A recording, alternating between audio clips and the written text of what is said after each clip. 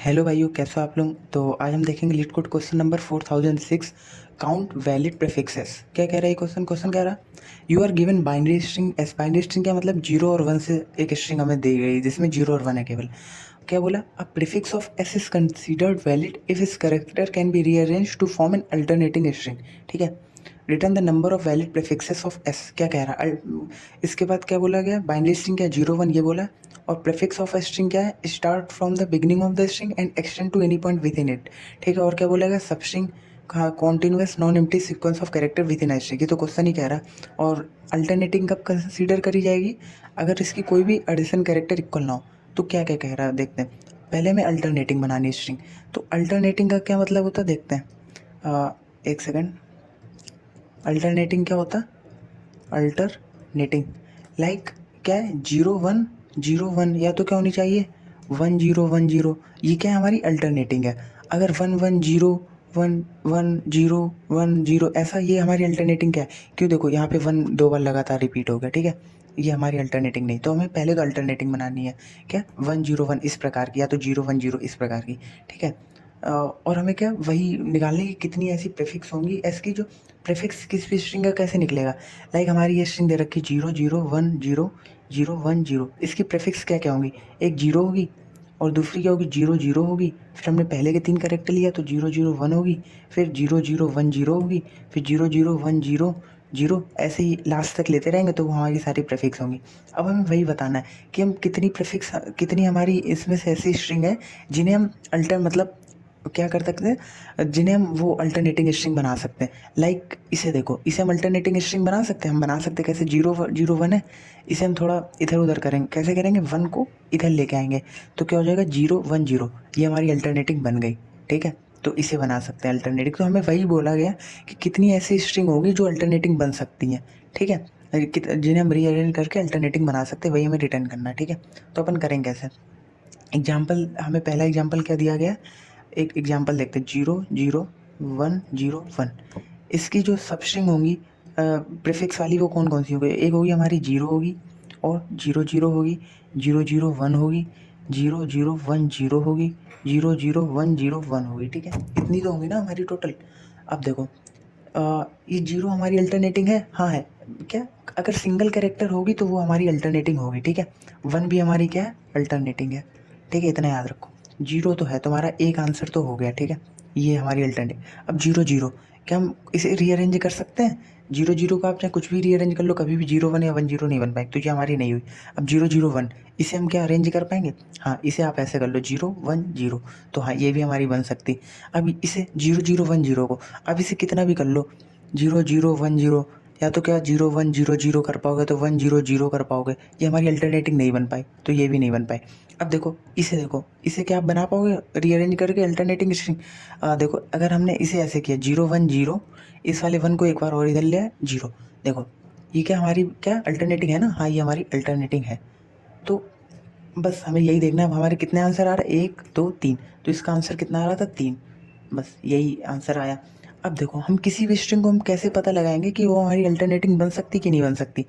देखो कैसे, मैं आपको एक थोड़ा एग्जांपल देता हूँ। जैसे हमारा कहते हैं जीरो जीरो वन, ये हमारी अल्टरनेटिंग बन सकती, कैसे कैसे हम मैंने पता लगाया। इसमें देखो, काउंट करो नंबर ऑफ जीरो कितने हैं।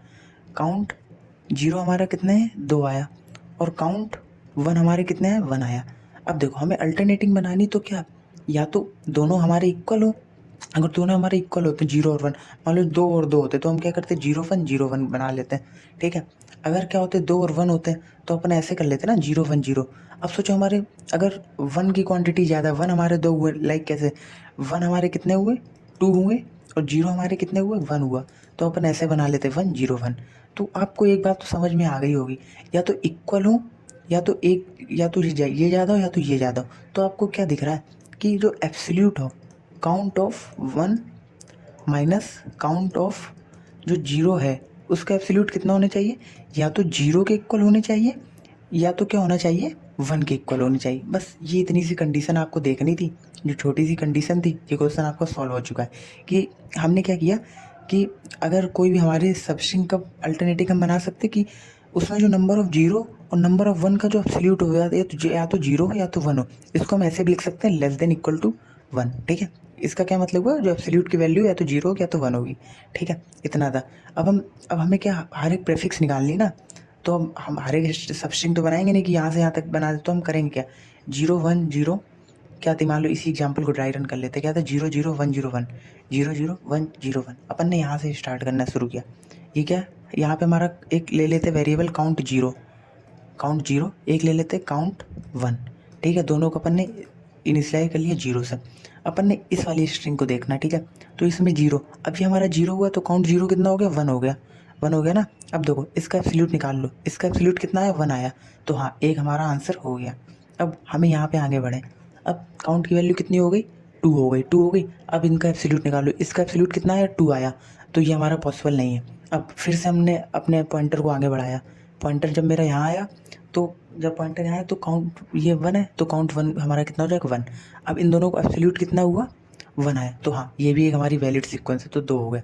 अब फिर से जब आगे बढ़ेंगे तो काउंट 0 हमारा कितना हो गया, 3 हो गया, तो अब 3 - 1 कितना, 2, तो ये वैलिड कंडीशन नहीं है। फिर हम तो अपने आंसर में हम प्लस नहीं करें, अब हम आगे बढ़ेंगे। अब हमारे काउंट 1 की वैल्यू कितनी हो गई, 2 हो गई, यहाँ काउंट 0 कितने थे, 3, तो 3 - 2 1, ये हमारी वैलिड कंडीशन होगी, तो हाँ ये भी हमारे आंसर में ऐड होगा। तो अपन को बस यही करना है, एक पॉइंटर लेना, उसको आगे बढ़ाते जाना, काउंट 0 काउंट 1 को प्लस प्लस करते रहना। तो अपन करेंगे क्या, एक ये दोनों वेरिएबल ले लेंगे, एक लिखेंगे कि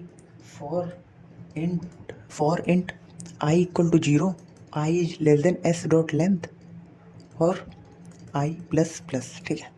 अब क्या करेंगे, अपन ने क्या किया, इफ़ एस ऑफ आई मेरा क्या हुआ, 0 के इक्वल हुआ, तो अपन ने क्या काउंट 0 की वैल्यू क्या की, प्लस प्लस कर दी।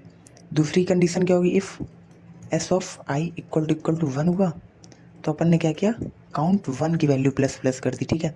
इसके बाद अपन ने चेक किया, इफ़ एब्सोल्यूट ऑफ क्या count of 0 minus count of 1 is less than equal to 1 हुआ, तो जो हमारा एक आंसर वेरिएबल था, आंसर प्लस प्लस कर दिया। यहाँ पे हमने आंसर की वैल्यू कितनी, 0 लिखी हुई थी, ठीक है। और लास्ट में हमने क्या किया, लास्ट में हमने रिटर्न आंसर कर दिया, ठीक है। इतना सा ये कोड था, इसे मैंने और अच्छे से लिख के रखा हुआ है यहाँ पे। देखो ये हमने क्या किया था, 0 ले लिया, 1 लिया, आंसर की वैल्यू 0, एक फॉर लूप चलाया, अगर 0 हुआ तो काउंट 0 प्लस प्लस किया, 1 हुआ तो काउंट 1 प्लस प्लस किया। इसके बाद ये कंडीशन लगा दी, आंसर प्लस प्लस किया, लास्ट में हमने क्या, आंसर को रिटर्न कर दिया, ठीक है। 100% बीट कर रहा था, क्योंकि कितना, ऑर्डर ऑफ n, एक पास में हमने ये सोल्यूशन निकाल दिया। तो अगर सोल्यूशन अच्छा लगे तो कमेंट ज़रूर करिएगा, बाकी के लिए गुड बाय।